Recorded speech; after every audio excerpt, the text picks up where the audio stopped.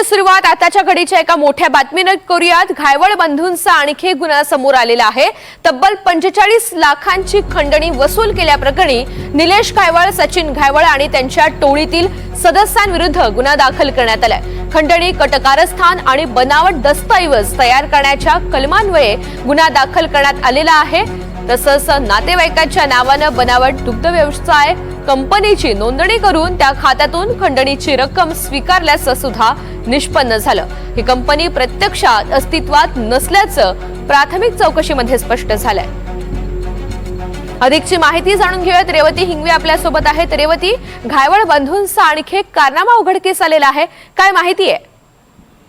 नक्कीच ऋतुजा, घायवळ बंधूंच्या अडचणीत वाढ होताना दिसत आहे सातत्याने।